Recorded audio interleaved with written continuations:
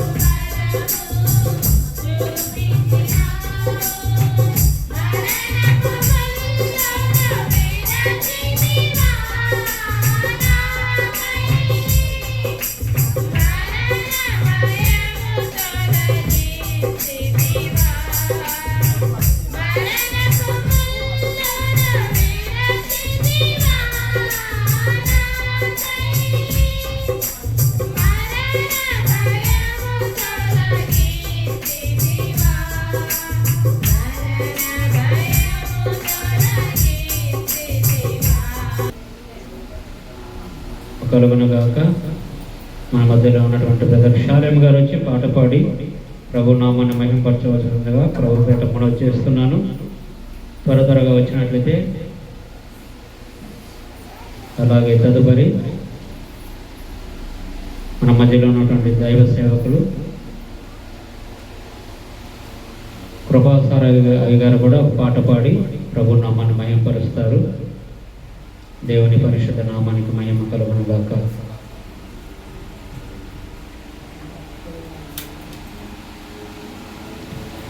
దేవుని నామానికి మహిమ కలుగునుగాక.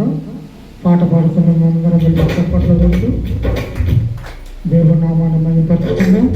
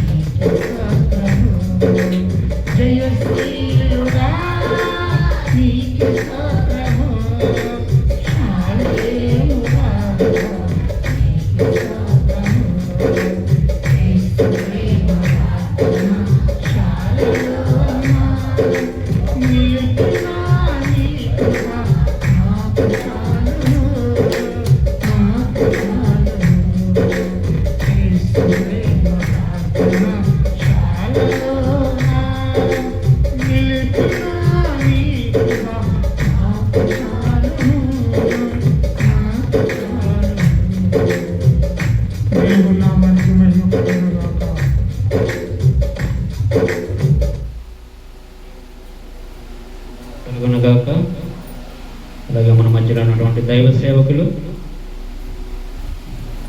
కృపాసాగరయ్య గారు వచ్చి పాట పాడి ప్రభు నామాన్ని మహిమపరచవలసిందిగా ప్రభువైన యేసుక్రీస్తు నామంలో మనం చేస్తున్నాను. పాట పాడుచుండగా అందరూ చప్పట్లు కొట్టి ప్రభు నామాన్ని బలపరచవలసిందిగా ప్రభు పేట మనం చేసుకుంటున్నాం.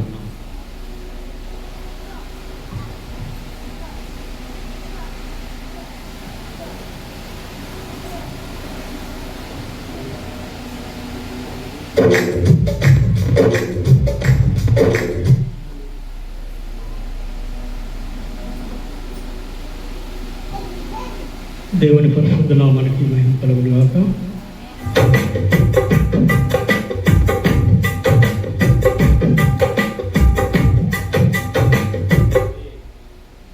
దేవుని కృపగల నామమును పొందనాలు. మరొక తరుణం మీ అందరూ చూస్తూ యేసు ప్రేమ ప్రార్థనా సేవలో దేవుని స్తుతించుకుంటూ నాకు ఇచ్చిన యొక్క దీర్ఘావసరం బట్టి దేవాది దేవునికి నా కృతజ్ఞతలు, అలాగే సమయం ఇచ్చిన దైవ సేవకులకి, చేరి కూడి వచ్చిన మీ అందరికీ కూడా ప్రభువైన యేసుక్రీస్తు నామములో వందనాలు. చక్కని పాటలతో దేవుని నామాన్ని మహిమపరుస్తున్నారు.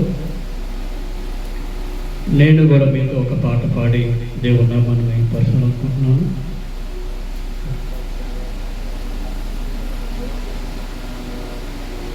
సుమధుర స్వరముల గానాలతో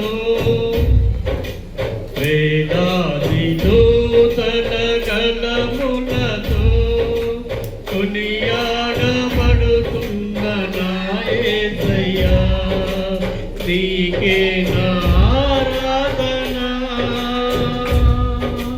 సుమధుర స్వరముల గానాలతో వేదాది దూతల గలములతో కొనియాడబడుతున్న నా యేసయ్యా, నీకే నా ఆరాధన.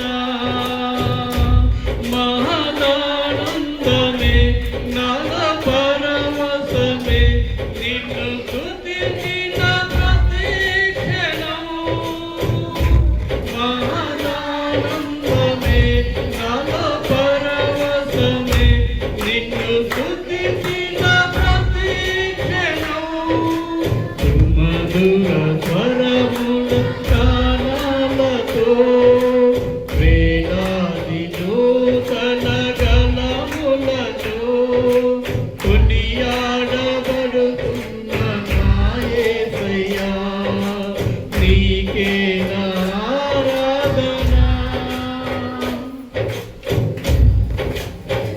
ఎడారి త్రోవలోనే నడచిన ఎరుగని మార్గములో నన్ను నడిపిన నా ముందు నడచిన జయవీరుడా నా విజయ సంకేతమా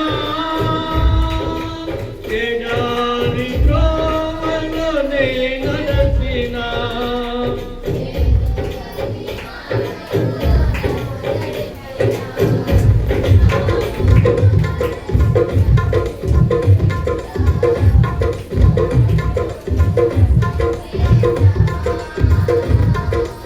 ఎడారి త్రోవలోనే నడచిన ఎరుగని మార్గములో నన్ను నడిపిన నా ముందు నడచిన జయవీరుడా నా విజయ సంకేతమా నీవే నీవే నా ఆనందము నీవే నీవే నా ఆరాధన నీవే నీవే నా ఆనందము నీవే నా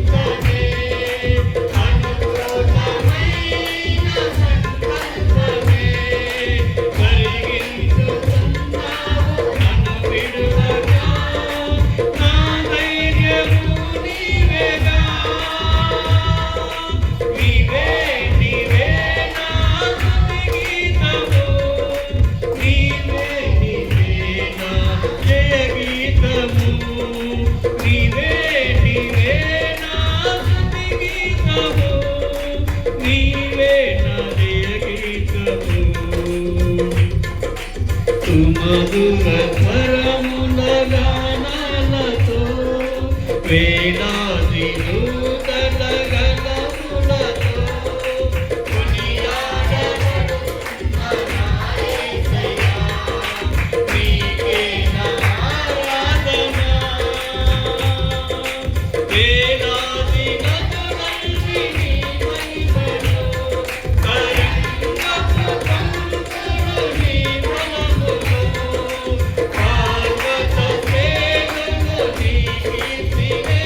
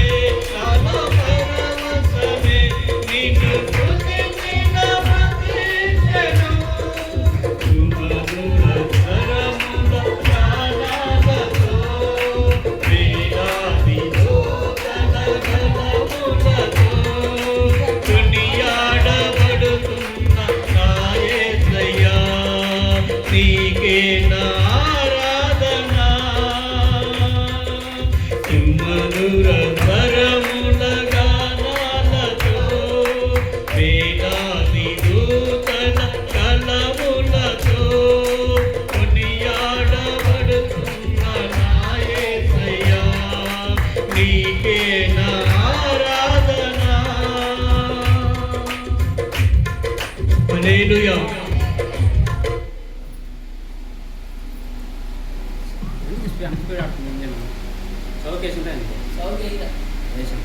రన్నింగ్లో ఉంది సౌత్ అంటే అదే సౌత్ వేసుకుంటున్నా తగ్గియాలి అయితే తగ్గించానా దేవుని పరిశుద్ధ నామానికి మహిమ కలుగును గాక. ఇంతవరకు పాటల ద్వారా ప్రభు నామాన్ని మహిమపరచుకొని ఉన్నాము. మరి ఇప్పుడు ముఖ్యంగా సాక్ష్యాల సమయం కనుక సమయం లేదు. సాక్ష్యం చెప్పేవారు ఎవరైనా ఉంటే క్లుప్తముగా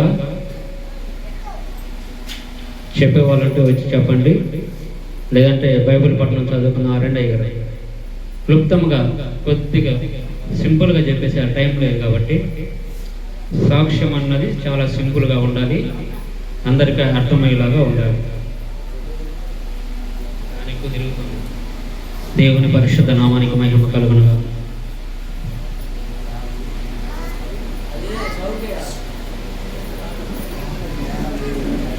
మన ప్రభువులు మన రక్షకుడైన యేసుక్రీస్తు నామములో మీ అందరికీ వందనాలు. అలాగే ఈ అవకాశం ఇచ్చిన మాస్టర్ గారికి దేవాది దేవునికి హృదయపూర్వక వందనాలు. గడిచిన వారంలో మంగళ బుధవారాలలో నేను చెన్నై దగ్గర సూళూరుపేట పోవాలని బయలుదేరిన. ఉదయం 6 గంటలకి బయలుదేరిన ఒక అరగంటకి నాకు ఇంటి దగ్గర నుంచి ఫోన్ వచ్చింది. మా చెల్లెలో ఫోన్ చేసి అన్న అమ్మకు బాగలేదు, పరిస్థితి కొద్దిగా సీరియస్గా ఉందని చెప్పింది. నేను ఆల్రెడీ బయలుదేరి వెళ్ళిపోయాను. ఎక్కడున్నానంటే దగ్గర కావేరి దాటి నెల్లూరు సమీపంలో ఉన్నా, డ్రైవింగ్లో ఉన్నా. అయితే నేనేం చెప్పానంటే మీరు అర్జెంటుగా అమ్మను ఒంగోలు చేస్తారండి, నేను వస్తున్నానని చెప్పాను. వాళ్ళు ఏం చేశారంటే ఒంగోలు తీసుకొని వచ్చి హాస్పిటల్లో జాయిన్ చేశారు, ఎమర్జెన్సీలో చేర్చిండు. అక్కడ ఈమె చేర్చిన కొంతసేపటికి యాక్సిడెంట్లు, ఈ చనిపోయిన వాళ్ళు, ఆ ఎమర్జెన్సీ వార్డులో వాళ్ళందరం చూసి బీపీ ఎక్కువైపోయింది. బీపీ ఎంత ఎక్కువైందంటే ఇంచుమించుగా 230, 240కి వెళ్ళిపోతుంది. అంటే అవుట్ ఆఫ్ స్టేజీలోకి వెళ్ళిపోతుంది. ఆమె ఉన్న వయస్సును బట్టి ఎక్కువ వెళ్ళిపోతుంది. నేను నెల్లూరు దాటి వెళ్ళిపోయిన తర్వాత మళ్ళీ ఫోన్ చేసింది, అమ్మ పరిస్థితి బాగలేదన్న, డాక్టర్లు తగులాడుతుండ్రు, ఇంకేం బీపీ కంట్రోల్ కావట్లేదు అని. సరే నేను వస్తున్నాననే చెప్తున్నా వాళ్ళకి, నేను వస్తున్నాను అమ్మ, దగ్గరలో ఉన్నానని చెప్పి నేను చెన్నై దగ్గర సూళ్ళూరుపేట పోయి నా పని చూసుకొని మళ్ళీ తిరిగి నేను ఒంగోలు వచ్చాక నైటు 10 అయింది. 10 గంటల దాకా ఒక టాబ్లెట్ వేయాలి, ఒక ఇండిషన్ వేసేవాళ్ళు డాక్టర్. నేను పోయాక బీపీ చెక్ చేస్తే 235 ఉంది. డాక్టర్ ఏమన్నంటే అయ్యా ఉదయం నుంచి మా వల్ల కావట్లేదు, ఒక ఇండిషన్ వేసినా ఒక టాబ్లెట్ వేసినా ఈమెకి పెరాల్స్ వచ్చింది, పచ్చివాతం వచ్చింది, లేదంటే చచ్చిపోతుంది అని డాక్టర్ చెప్పింది.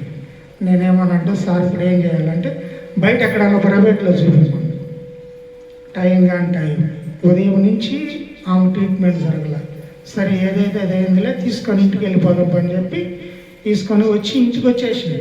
ఆ నైట్ నేను ప్రార్థన చేస్తా ఉన్నా, మా అమ్మకి ఉదయం నుంచి ఒక టాబ్లెట్ వేయలేదు ప్రభువా, నిజంగా మేము చేస్తుంది భక్తి అని మేము ఎలా రుజువుపరచాలి, నువ్వు మా ప్రార్థన ఆలకించకపోతే మా ప్రార్థన ఇంకెవరు ఆలకిస్తారు.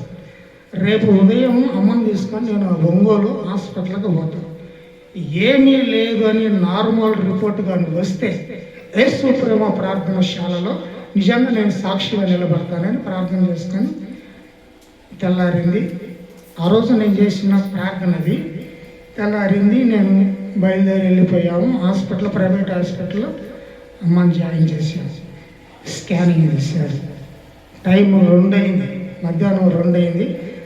రిపోర్ట్లో ఏమొచ్చిందని నాకు ఒక టెన్షన్. మా ఇంట్లో మొత్తం బాప్టిజం తీసుకున్నారు, మేము అన్నదమ్ముళ్ళు, వచ్చిన తోడుకోడళ్ళు, మా అమ్మ, మా నాన్న అందరూ బాప్టిజం తీసుకున్నారు. కానీ మా ప్రార్థన ఏమవుతుంది, ఈమెకు నిజంగా ఏమన్నా జరిగితే మీరు ప్రార్థనకు పోతుంటే మీ ఇంట్లోనే ఇలా జరిగింది కదా, మీరు ప్రార్థన చేస్తే మాకేమో జరిగిద్ది అని ఒక నిందే మిగిలిపోద్ది ప్రభు, ఏం చేయమంటామని చెప్పి నేను డిపోలో కూర్చొని నా తల కిందికి ఉంచుకొని కన్నీళ్ళు ఇడుస్తూ ప్రార్థన చేస్తుంటే మా రేవత నాకు మళ్ళీ ఫోన్ చేసింది, బావా రిపోర్ట్లు వచ్చింది రాని. అప్పుడు పోతే దేవుని మహాకృపను బట్టి మొత్తం నార్మల్గా వచ్చింది. దేవునికి మహిమ కలగాలి. ఒక్క రిపోర్ట్ కూడా 6 చెకప్లు చేస్తే 6 చెకప్ల్లో ఒక్క చెకప్లో కూడా పొరపాట్లేదు. దేవుని మహాకృపను బట్టి నేను అనుకున్నా, నిజంగా నువ్వు మా ప్రార్థన ఆలకిస్తున్న గొప్ప దేవుడు అయ్యా. ఒక్క చిన్నదిగా జరుగుంటే మేము యేసు ప్రేమ ప్రార్థనశాల తరపు నుంచి నేను, రవి, అజయ్ అనేక సహోదరులు చాలా మందికి ప్రార్థనలు చేస్తున్నాం. చాలా మంది మమ్మల్ని ప్రార్థన చేయమని కోరుతున్నారు. వాళ్ళు ఏం చెప్తున్నారంటే, అయ్యా మీరు మాకు ప్రార్థన చేస్తే మా ఇంట్లో స్వస్థత జరిగింది, అద్భుత కార్యాలు జరుగుతున్నాయని ఈ మధ్య చాలా మంది సాక్ష్యాలు చెప్తున్నారు. అదే మా ఇంట్లో ఏదైనా పొరపాటు జరుగుంటే యేసు ప్రేమ ప్రార్థనశాలలో నేను ఎలా నిలబడాలో ప్రభువా అని ఏడిసి ప్రార్థన చేసిన నా ప్రార్థన ఆలకించి ఒక్క చిన్నది కూడా, ఇంత ఏదైనా బీపీ కానీ షుగర్ కానీ లేదా బ్లడ్లో ఇన్ఫెక్షన్ కానీ ఎక్కడైనా ఏదైనా ఉండిద్ది అనుకుంటే ఏమి లేదు. దేవుని మహాకృపను బట్టి 6 ఒక్కట కూడా రిమార్క్ ఉందని రా. దేవుడు మా కుటుంబంలో అంత అద్భుత కార్యం చేశాడు. కానీ మా అమ్మకున్న ప్రాబ్లం ఏంటంటే, ఆమె ఈ మధ్యకాలంలో ఫాస్టింగ్ ఉండి భోజనం సరిగా చేయక నీరసించిపోయింది. దానివల్ల ఆమె అలా కుంగిపోయింది. ఆ సంగతి ఎవరు చెప్పక అంతదాకా తీసుకొచ్చుకోండి. వాస్తవానికైతే దేవుని మహాకృపను బట్టి మమ్మల్ని స్వస్థపరిచాడు. దేని జరగకుండా యేసు ప్రేమ ప్రార్థనశాలలో మమ్మల్ని కూడా ఆయన సాక్షులుగా నిలబెట్టాడు. మా అమ్మ గురించి ప్రార్థన చేయండి, అలాగే మా కుటుంబం గురించి కూడా మీ అనుదిన ప్రార్థనలో జ్ఞాపకం చేస్తున్నాను. దేవునికి మహిమ కలుగును గాక. దేవుడు బ్రదర్ షాలేం గారు వాళ్ళలో చేస్తున్న కార్యంను బట్టి దేవాది దేవునికి వందనాలు చెల్లించుకుందాం. ఎంతటి గొప్ప కార్యం చేసిన మహోన్నతుడైన దేవుని నామాన్ని మహిమపరుచుకుందాం. చప్పట్లు కొట్టి అందరూ ఘనంగా మహిమపరుచుకుందాం. దేవుని పరిశుద్ధ నామానికి మహిమ కలుగును గాక. హల్లెలూయా. అందరూ లేచి నిలబడినట్లయితే బైబిల్ పఠనం చదువుకుందాం. తదుపరి ఆరాధన జరిగించుకుందాం. త్వరగా మీ దగ్గర బైబిల్ ఉన్నట్లయితే బైబిల్లో ఉన్న వారి ప్రతి ఒక్కరు కూడా 25వ కీర్తన 11వ వచనం నుంచి చదువుకుందాం. 25వ కీర్తన 11వ వచనం నుంచి చదువుకుందాం.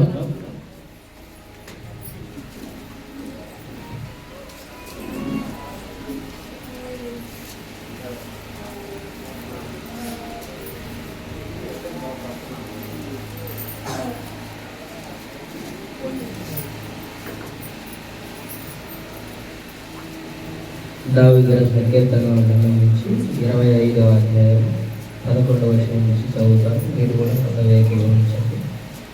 యెహోవా నా పాపము బహు ఘోరమైనది, నీ నామమును బట్టి దానిని క్షమింపుము. యెహోవా యందు భయభక్తు గలవాడెవరు? వాడు కోరుకొనవలసిన మార్గమును ఆయన వారికి బోధించు. అతని ప్రాణము నెమ్మదిగా ఉండును. అతని సంతానము భూమిని స్వతంత్రించుకొనును. యెహోవా మర్మము ఆయన యందు భయభక్తులు గల వారికి తెలిసి ఉన్నది. ఆయన తన నిబంధనను వారికి తెలియజేయును. నా కనుదృష్టి ఎల్లప్పుడూ యెహోవా వైపునకే తిరిగి ఉన్నది.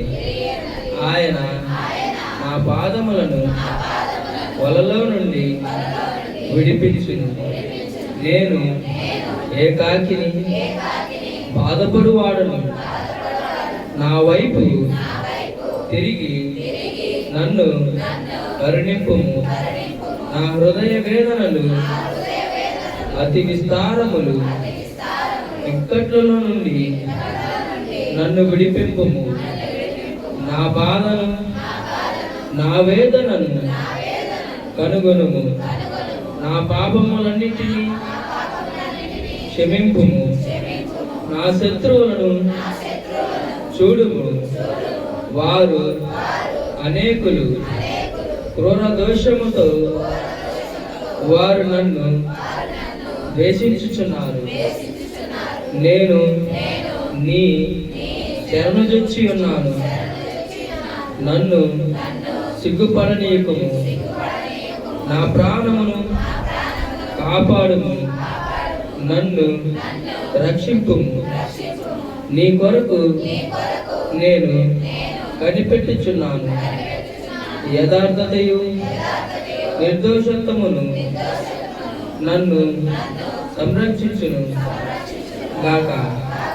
దేవా, వారి బాధలన్నిటి నుండి ఇశ్రాయేలులను విమోచింపుము. ఈ కొద్ది మాట దేవుని దీవించుగాక. అయ్యగారు అప్పగించుకుంటున్నాను. ప్రైజ్ లార్డ్ అయ్యగారు. ఈ శ్రేష్టమైన సమయానికి మనం వచ్చి ఉంటుండగా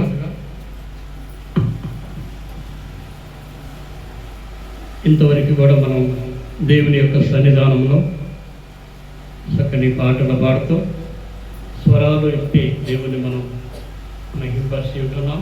అందులో బట్టి దేవాది దేవునికి నా హృదయపూర్వక వందనాలు. అనేక పర్యాయంలో ప్రతి ఉదయకాల సమయంలో కూడా గూగుల్ మీట్లో వాక్యాన్ని బోధిస్తూ ఉన్నప్పుడు ఈ సంఘాన్ని మరొక నిత్యము కూడా దేవుని యొక్క సన్నిధానంలో జ్ఞాపకం చేసుకుంటూ సంఘ సరిహద్దులు విశాలపరచుటకు, సంఘములో నూతన ఆత్మను చేర్చుటకు, సంఘ దైవ సేవకుని యొక్క ప్రార్థన ద్వారా అనేకులకు మేలులు కలుగులాగిన ఈ స్థలమంతా చేసిన యొక్క ప్రార్థన యందు దేవుని యొక్క దృష్టి ఉంచి ఉన్నాడని ఒక చిన్న చెట్టు కింద మేము ప్రార్థన స్టార్ట్ చేసినాం. దేవుడు మా మరణ ఆలకించాడు. మా ఆత్మలోనూ దేవుడు ఆలకించాడు. నిజంగా మేము ప్రతిసారి కూడా ఏం పాట పాడుకునేదంటే, మా అరణ్య రోదనను ఉల్లాసముగా మార్చు ప్రభు అని చెప్పని పాట పాడుకునేది. ఈ స్థలంలో మొట్టమొదటి యొక్క వాక్యాన్ని మేము ఏం పంచుకొని ఉన్నామంటే, ఇదిగో నేను ఒక నూతన క్రియ చేయిస్తున్నాను, అది ఇప్పుడే మనసును. ఆ వాక్యంతో మొట్టమొదటిగా ఇక్కడ ప్రార్థన మేము స్టార్ట్ చేసి ఉన్నాం. నిజంగా దేవుని మహాకృపను బట్టి ఆ రోజు వేసిన యొక్క యుద్ధం ఈరోజు విస్తరించి మేము అనుకోలేదు. గుళ్ళకరాలంలో మా మోకాలు వేసి ప్రార్థన చేశాం. ఈరోజు చక్కని వాయిద్యాలతో దేవుని మనం ఆరాధిస్తున్నామంటే అది దేవుని యొక్క కృప. మన శక్తి చేత బలం చేత కాదు, ఆయన ఆత్మ చేత మనం ఇవన్నీ కూడా చేస్తున్నామని చెప్పని నేను నమ్ముతూ ఉన్నాను. ఎందుకంటే దేవుడు చేస్తే జరిగింది కానీ మనుషులు చేస్తే ఎంత మాత్రం కూడా జరగదు. నేనున్నప్పుడు లేదు, ఇంకొకరు ఉన్నప్పుడు ఇది అయ్యిందని కాదు, కానీ దేవుడు చేస్తే ఇప్పటికైనా కూడా జరుగుతుంది. చిన్న చెట్టు కింద మేము పాటలు పాడుకుంటూ ఇక్కడ ఉన్న చిన్న చిన్న రాళ్ళతో శబ్దం చేసుకుంటూ పాడుకునేటప్పుడు బాప్తిస్ట్ కాలనీలో ప్రతి ఒక్కరు కూడా మమ్మల్ని ఎగతాలు చేశారు.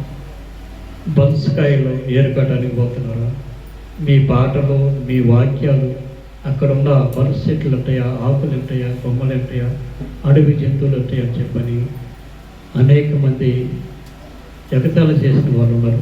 వాళ్ళ పేరు నాకు ఇప్పటికి కూడా గుర్తే, కానీ చెప్పటం అది మంచిది కాదు, అది దేవుడే చూసుకుంటాడు. దేవుని మహాకృపను బట్టి ఈరోజు చిన్న గుడిసిగా మేము వేసుకున్న మా దేవుని మందిరాన్ని ఒక చిన్న రూమ్ చేసుకోవడానికి, తర్వాత ఇంత పెద్ద పెద్ద టౌన్లో కూడా లేని విధంగా చర్చిని ఇంత అలంకారంగా చేసుకోవడానికి దేవుడు వారి హృదయాలను తెరిచి వారి యొక్క కష్టార్జితంలో నుంచి చర్చికి కానుకలుగా ఇచ్చిన వారికి కూడా దేవుడు దీవించాలని నా యొక్క హృదయపూర్వకంగా నేను వారిని వేడుకుంటున్నాను. ఇక్కడ మనం చదవబడి యొక్క లేఖనం ఒక మాట చదువుకొని ముందుకి కొనసాగుదాం. 26వ కీర్తన గుర్తుందా ఎవరికైనా? 26వ కీర్తన 11వ అధ్యాయం మొట్టమొదటి మాటగా మనం చదువుకుందాం.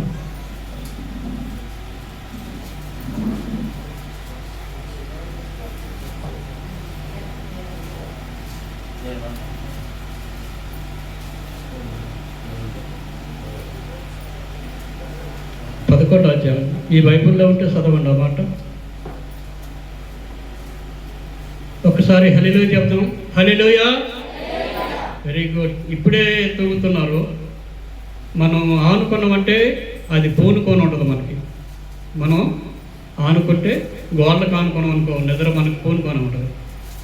మళ్ళీ ఒకసారి హల్లెలూయా చెప్తాం. వచ్చిన నిద్ర తూగిన వాళ్ళకి మాత్రమే ఇది గుర్తుంటుంది. హల్లెలూయా. ఆమేన్. ఆడవాళ్ళకి శ్రేష్టమైన యొక్క వస్త్రత దేవుడేం కలగజేసంటే చెంగు వేసుకొని హాయిగా నిద్రపోతారు. ఏందమ్మా నిద్రపోతారంటే, నేను నిద్రపోవట్లేదండి, ధ్యానిస్తున్నానని చెప్పని మళ్ళీ చక్కగా చెప్పే ఒక మాట కూడా దేవుడు వాళ్ళకి ఇచ్చాడు. ఒకసారి 26వ అధ్యాయం కీర్తనకారుడైన దావీదు గారు రాసి 11వ అధ్యాయం చదవండి. నేను చెప్పింది 26వ అధ్యాయం 11వ వచనం.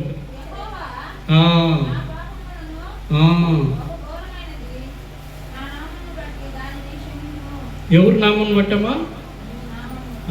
నా నామం కాదు, నీ నామం బట్టి, దేవుని నామం బట్టి క్షమించాలి. చిన్న ప్రార్థన చేసుకున్నాం.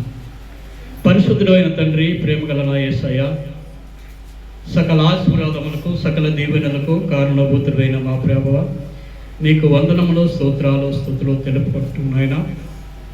పునరుద్ధాన దినమున నీ పాదాల చెంత మేము చేరి నిన్ను స్తుతించుకుంటూ కనపరుచుకుంటూ నీ నామాన్ని కీర్తించుటకు, మా యొక్క పాపములు కడుక్కుంటూ నా తండ్రి నీ పరిశుద్ధ పాదముల చెంత వచ్చి ఉంటనుగా నా తండ్రి, మీరే మమ్మల్ని క్షమించి మా పాపాలను ప్రభానైనా కడిగి నా తండ్రి నీ బిడ్డలుగాను, నీ సొత్తుగాను, నీ స్వాస్థ్యముగాను చేసుకొని నీ వాక్యముతో మమ్మల్ని ప్రభానైనా సరిచేయమని క్రీస్తు యేసు నామమున ప్రార్థించి వేడుకుంటున్నాము తండ్రి. ఆమేన్. ఆమేన్. దేవుని యొక్క నామానికి మహిమ కలుగును గాక.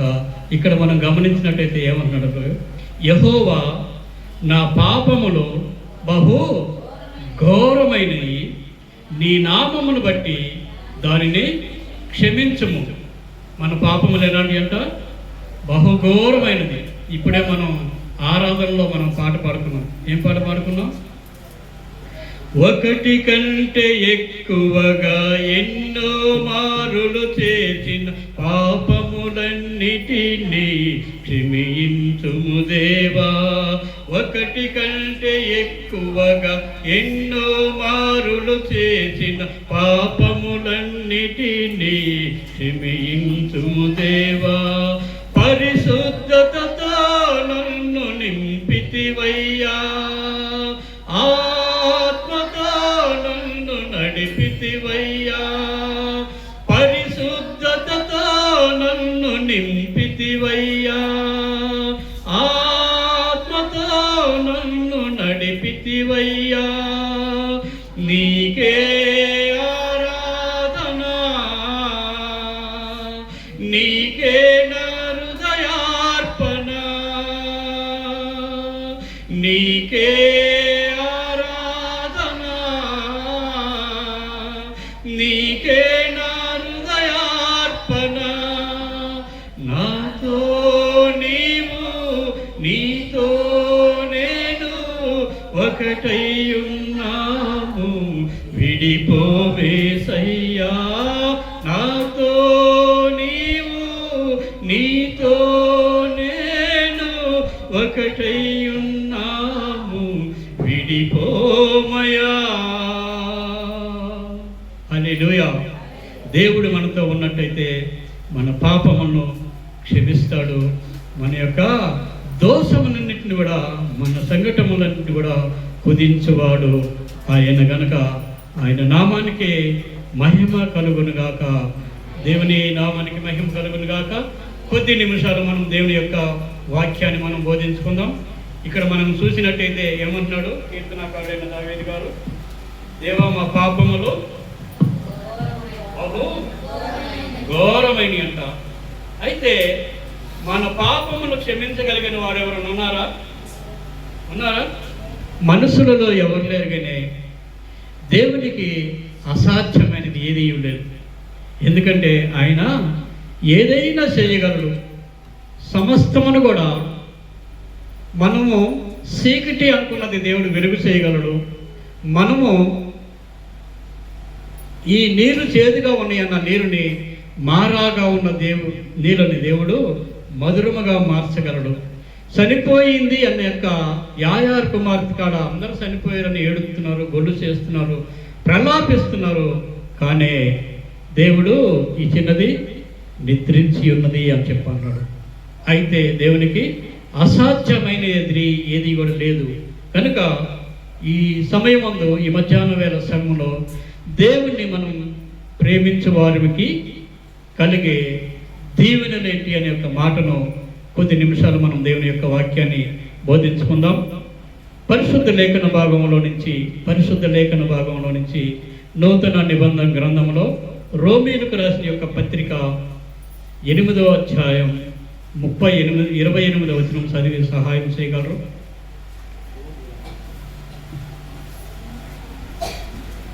రోమీయులకు రాసిన పత్రిక 8వ అధ్యాయం 28.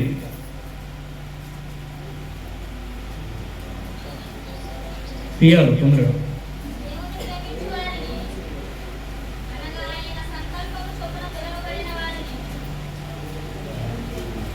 మేలు కలుగుటకై సమస్తమును సమకూర్చి గరిగించవలనని ఎరుగుదము. దేవుని నామానికి మహిమ కలుగునుగాక. హల్లెలూయా. ఈ మధ్యాహ్న వేళ సమయంలో దేవుణ్ణి ప్రేమిస్తే మనకి ఏమి జరిగింది?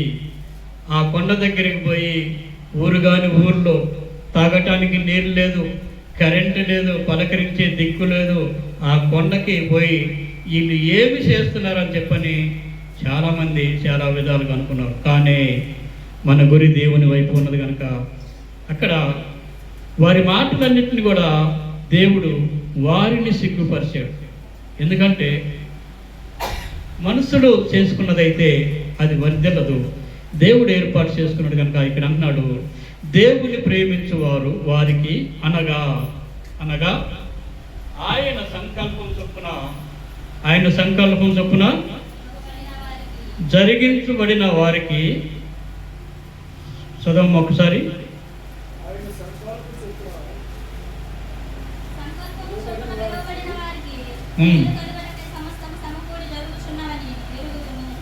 ఆమేన్. ఇక్కడ సమస్తము కూడా సమకూర్చి జరిగించబడుతున్నాయి అని ఎరుగుదమని చెప్పని దేవుని వాక్యం మనకి సెలవిస్తూ ఉన్నది. అయితే ఇక్కడ మనం గమనించినట్టయితే మనం చదువుకున్న యొక్క వాక్య భాగంలో మనం ఏం చూసినామంటే మన పాపములను దేవుని సన్నిధిలో ఎలా ఉన్నాయంట? ఘోరముగా ఉన్నాయి అని చెప్పని చెప్తున్నాం. కానీ ఇక్కడ అంటున్నాడు రోమీయులకు రాసిన పత్రిక 28వ అధ్యాయం ఏం మాట్లాడుతుంటే, దేవుని ప్రేమించు వారికి అనగా ఆయన సంకల్పం చొప్పున పిలువబడిన వారికి మేలు కలుగుటకై. దేని కలుగుటకై? మేలు కలుగుటకై. ఒకవేళ మనుషులకు ఏదైనా మేలు చేయాలని చెప్పని ఆశించినట్టయితే చేస్తారు, కానీ కొంతకాలం చేస్తారు, వారికి అనుకూలంగా ఉన్నంతకాలం చేస్తారు. కానీ దేవుడు తన యొక్క చేతులు మన యొక్క ఎడల సాపి దినమెల్లా కూడా మన కొరకు ఆయన రెక్కలు సాపి ఉన్నాడు. ప్రియదేవుని బిడ్డలారా, ఇక్కడ అందుకే ఏమంటున్నాడంటే సంకల్పం చొప్పున పిలువబడిన వారికి మేలు కలుగుటకై సమస్తమును సమకూర్చి జరిగించుతున్నాడు. దేవుని మనం నమ్ముకుంటే ఏం జరిగింది అంటే మొట్టమొదట మేలు జరిగింది.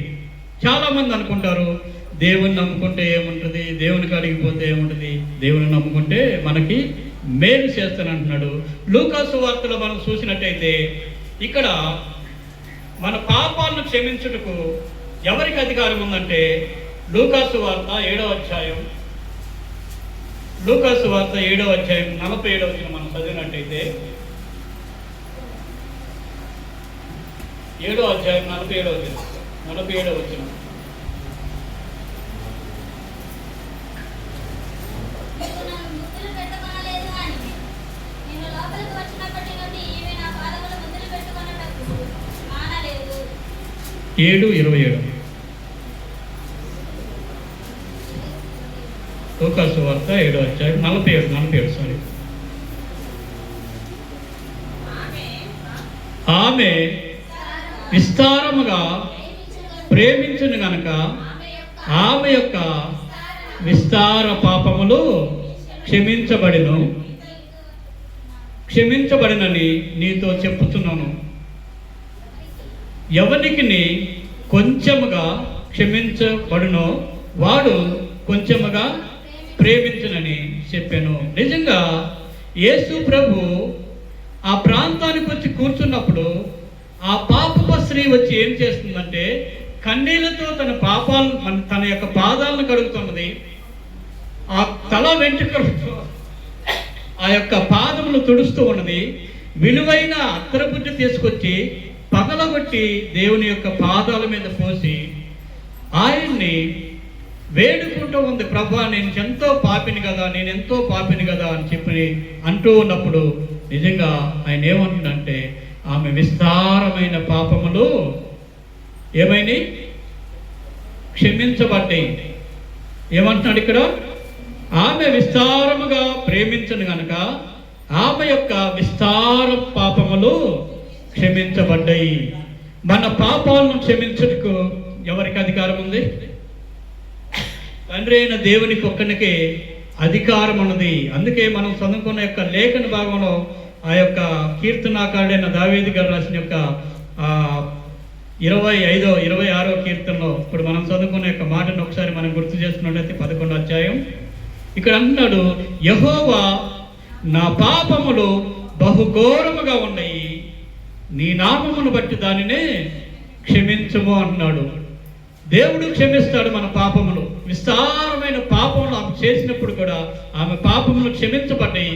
శిశువులందరూ కూడా గొనుక్కుంటూ ఉన్నారు, సనుక్కుంటూ ఉన్నారు. ఈమె పెద్ద పాపస్తురాలైతే ఈమెతో మాట్లాడుతున్నాడు ఏం దేవుడు అని చెప్పని వారు అనుకుంటూ ఉన్నప్పుడు ఆయన అన్నాడు, నేను నీ ఇంటికి వచ్చినప్పుడు నా కాళ్ళు కడుక్కోవడానికి నీళ్ళు ఇవ్వలేదు, నేను ఆకలితో ఉన్నప్పుడు మీరు నాకు ఆహారం పెట్టలేదు, కానీ ఈమె విలువైన అత్తరబుడ్డి కూడా పగలగొట్టి నా పాదముల చెంత తన విస్తారమైన పాపములు ఒప్పుకొని ఉన్నదని చెప్పని దేవుని యొక్క వాక్యం మనకు సెలవిస్తుంది. ప్రియ దేవుని బిడ్డలారా, ఇక్కడ మనం చూసినట్టయితే పాపాలను క్షమించేవాడు ఎవరు? దేవుడు ఒక్కడే అధికారం కలిగి ఉన్నాడు. ఇతరులకి ఇంకెవరు కూడా అధికారం లేదు. అందుకే ఇక్కడ ఏమన్నాడంటే దేవుని యొక్క వాక్యం సెలవిస్తున్నది, మన పాపాలను క్షమించేవాడు యేసుక్రీస్తు ఒక్కడే. రెండవదిగా ఈ పాపములు మనం పోగొట్టుకోవాలి అంటే, మనకు కలిగిన యొక్క పాపములు మనం పోగొట్టుకోవాలంటే ఇక్కడ మనం చూసినట్టయితే ఇక్కడ చక్కని మాట రాయబడింది. అపోస్తల కార్యములు 13వ అధ్యాయం 13వ అధ్యాయం 38వ వచనం చదివినట్టయితే,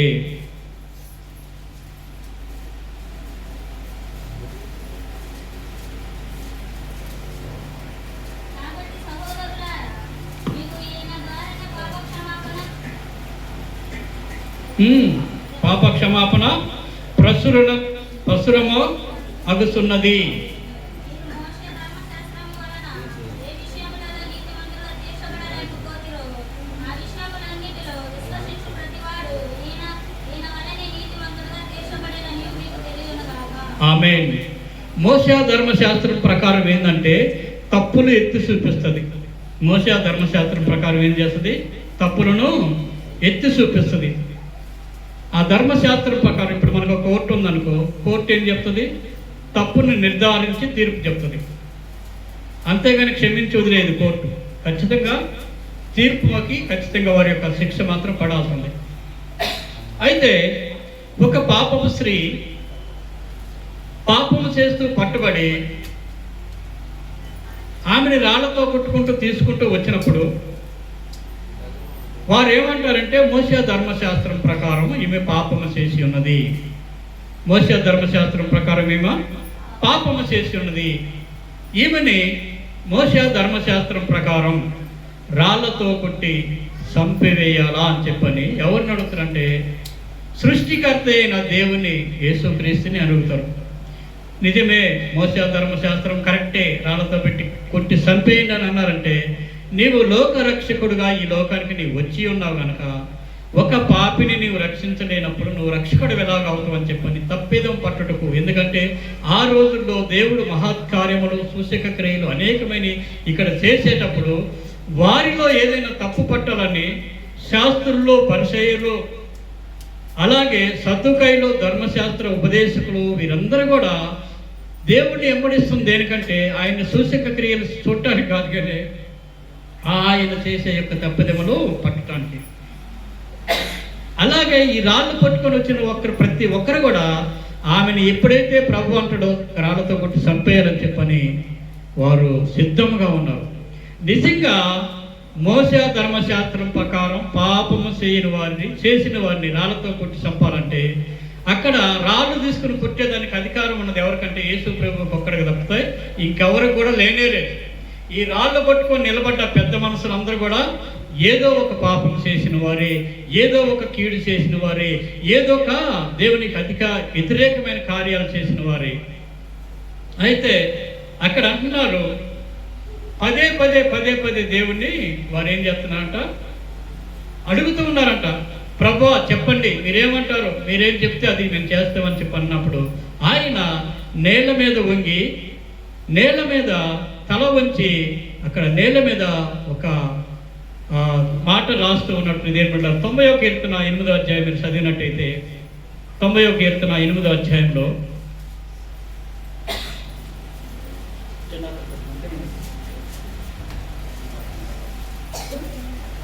8వ అధ్యాయం 90వ కీర్తన. మా దోషములను నీవు నీ ఎదుట ఉంచుకొని ఉన్నావు. నీ ముఖకాంతిలో మా రహస్యములను కనబడుచున్నవి. ఆమేన్. దేవుని నామానికి మహిమ కలుగును గాక. ఇక్కడ ప్రభువు నేల మీద వంగి నేల సాయ వంగి ఏలుతోటి ఏదో రాస్తూ ఉన్నాడంట. వారేం చేస్తున్నారు, దేవుని యొక్క ముఖం సాయ ఆయన నోటి సాయ, దేవుని ముఖం సాయ ఆ నోటి సాయ. ఎప్పుడైతే దేవుని యొక్క తీర్పు వస్తుందో రాళ్లతో కొడదామని సిద్ధముగా ఉన్న వారు ఈ యొక్క దేవుని సాయ చూసినప్పుడు ఇక్కడ ఏమన్నంటే మా దోషములను నీవు నీ ఎదుట నుంచుకొని ఉన్నావు. దేవుని నామానికి మహిమ కలుగును గాక. మన దోషములన్నీ కూడా ఎక్కడ ఉన్నాయంట, దేవుని యొద్ద ఉన్నాయి.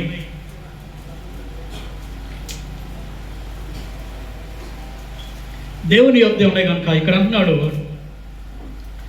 కింద మనం చదివినట్టయితే నీ ముఖ క్రాంతిలో మా రహస్య పాపములు కనబడుతున్నాయి. ఎవరు కనపడుతున్నాయి ఈ పాపాలు? ఈ రాళ్ళు పట్టుకొని ఉన్న పెద్ద మనుషులకి ఇవి కనపడుతూ ఉన్నాయి. అంతకుముందు వీళ్ళ పాపాలు వీళ్ళకి కనపాలా, వీళ్ళు పరిశుద్ధులు నీతిమంతులు సమాజంలో పెద్ద మనుషులుగా చలామణి అవుతున్న ఈ రాళ్ళు పట్టుకున్న ప్రతి ఒక్కరు కూడా ఈ వాక్యము ఆయన ముఖకాంతిలో చూడినప్పుడు అందరూ కూడా పెద్ద మనుషులుగానే ఉన్నారు. ఎప్పుడైతే వీళ్ళు ఆయన ముఖకాంతిలో వీళ్ళ యొక్క రహస్య పాపము కనపడ్డాయో అప్పుడు వాళ్ళు నేను కూడా పాపినే కదని చెప్పని అనుకున్నారు. అప్పుడు చెప్తున్నాడు వాళ్ళందరూ కూడా చూసి నిర్ధారించుకున్న తర్వాత మీలో పాపము చేయని వారు మొట్టమొదటి రాయి వేయమన్నాడు. పాపము చేయని వారు మొట్టమొదటి రాయి వేయమన్నప్పుడు చిన్నవారు మొదలుకొని పెద్దవారు కూడా ఒక్కరు కూడా రాయి వేయటానికి అర్హులు కాలేక ప్రతి ఒక్కరు కూడా ఆ రాళ్ళు అక్కడేసి వెళ్ళిపోయారు. అయితే మన పాపమును క్షమించుటకు ఎవరికి అధికారం ఉంది? దేవునికి అధికారం ఉంది. విస్తారముగా పాపము చేసిన యొక్క స్త్రీని క్షమించాడు, నీ పాపమును క్షమించబడి అని.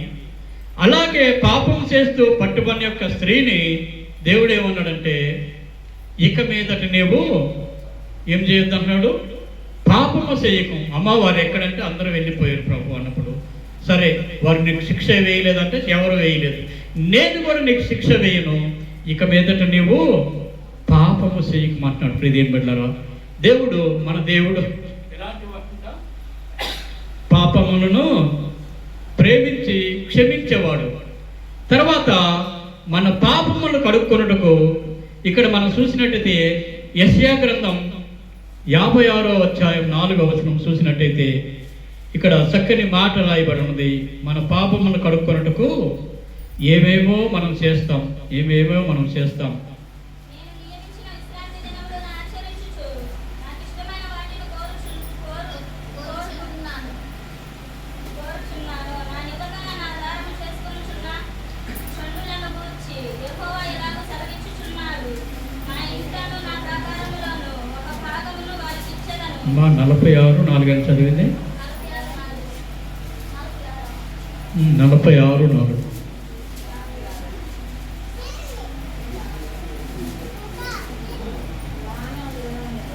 యెషయా గ్రంథం 46వ అధ్యాయం 6వ వచనం 4వ వచనం. ముదిమి వచ్చు వరకు నిన్ను ఎత్తుకున్నవాడును నేనే, తల వెంట్రుకలు నెరయ వరకు నిన్ను ఎత్తుకున్నవాడును నేనే, నేను చేసి ఉన్నాను, సంక పెట్టుకున్నవాడును నేనే, నిన్ను ఎత్తుకున్నవాడును రక్షించువాడును నేనే. మన పాపమును క్షమించి మనం రక్షించేవాడు ఎవరంట? దేవుడే. అందుకే ఇక్కడ ఏమంటున్నాడంటే, ఇక్కడ ముదిమి వచ్చు వరకు నిన్ను ఎత్తుకున్నవాడును నేనే, తల వెంట్రుకలు నెరవు వరకు నిన్ను ఎత్తుకున్నవాడును నేనే, నేను చేసి ఉన్నాను, శంకను ఎత్తుకుంటున్నాను, నేను నిన్ను ఎత్తుకొనుసు రక్షించువాడును నేనే. మన పాపములను క్షమిస్తాడు. రెండవదిగా రక్షించేవాడు. ఈ రక్షణ మనకి ఎక్కడి నుంచి వచ్చిందంటే లూకాసు వార్త 19వ అధ్యాయం మనం చూసినట్టయితే లూకాసు వార్త 19వ అధ్యాయంలో చక్కని మాట రాయబడి ఉన్నది. లూకాసు వార్త 19వ అధ్యాయం 10వ వచనం చదవండి. నశించిన దానిని వెతకి రక్షించుటకు మనుష్య కుమారుడు వచ్చెనని అతనితో చెప్పాను.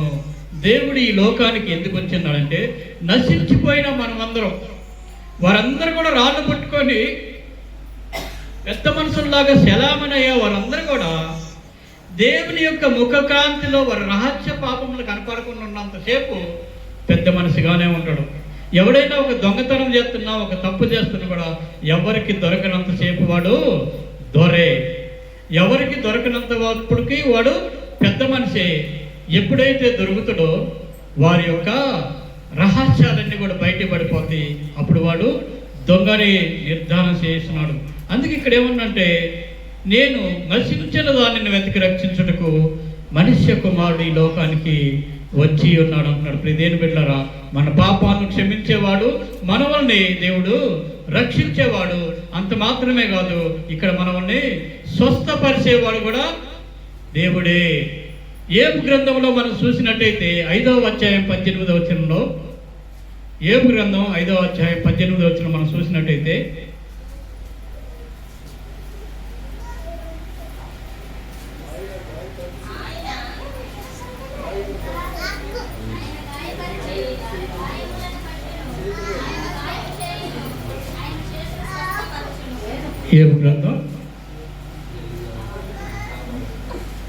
ఏబు గ్రంథం మనం చూసింది ఏంటిది?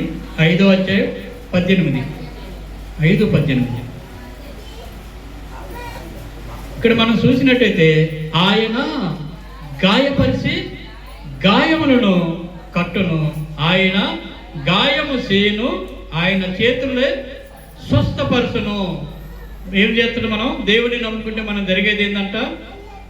స్వస్థత జరుగుతుంది. పాపములు క్షమించబడతాం, రక్షించబడతాం, స్వస్థపరచబడతాం.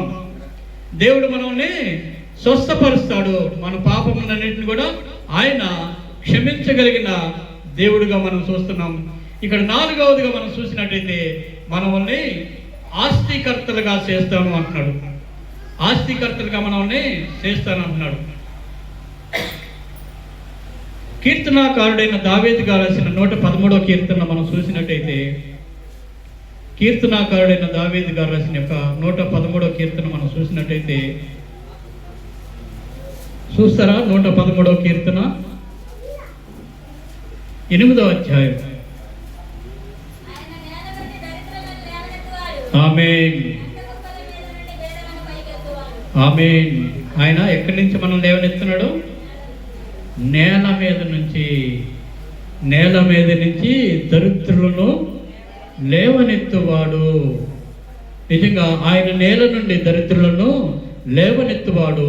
పెంట కుప్పల మీద నుండి బేదలను పైకెత్తువాడు. బేదలని పైకెత్తువాడు. ఒకప్పుడు మనం ఏ స్థితిలో ఉన్నామో మనకు తెలుసు. మన పితరులుగానే, మన తాత ముత్తాతలుగానే తినడానికి తిండి లేక ఎక్కడో, మీది టౌన్ కాబట్టి మీరు దర్జాగా బతుకుంటారు, మాది పల్లెటూరు, నాకు తెలుసు. ఆకలి బాధ ఏంటో తెలుసు. అన్నం లేక ఒకరోజు తింటే మళ్ళీ రోజుకి ఉన్నదో లేదో అనే పేదరికం అనేది నాకు తెలుసు. అలాంటి పెంట కుప్పల నుంచి మనం దేవుడు దారిద్రులను మనం లేపి ఆయన ఏం చేస్తున్నాడు? ఐశ్వర్యవంతుడుగాను ధనవంతుడుగాను చేయుటకైనా ఇష్టపడి ఉంటున్నాడు. ఎందుకు ఇష్టపడ్డాడంటే, దేవుని నమ్ముకుంటే నిజంగా మీకేం జరిగింది మేలని చెప్పని అడిగే వాళ్ళకి ఇవన్నీ కూడా మనం చెప్పడానికి ఆధారాలు ఈ బైబిల్లో మనకున్నది. మన పాపాలని క్షమిస్తాడు. క్షమించిన తర్వాత పాపాలను క్షమించిన తర్వాత మనల్ని రక్షిస్తాడు. రక్షించిన తర్వాత మనల్ని స్వస్థపరుస్తాడు. పాపాలు క్షమిస్తాడు, రక్షిస్తాడు, స్వస్థపరుస్తాడు. అంత మాత్రమే కాదు, మనం అనాథులుగా వదలకుండా మనల్ని ధనవంతులుగా చేస్తారు. హల్లెలూయా, హల్లెలూయా. నారణ్యరోదన ఉల్లాసముగా మారిపోయేనే. నారణ్యరోదన ఉల్లాసముగా మారిపోయేనే. కృపా సత్య సంపూర్ణుడా సర్వలోకానికే చక్రవర్తివి నీవే.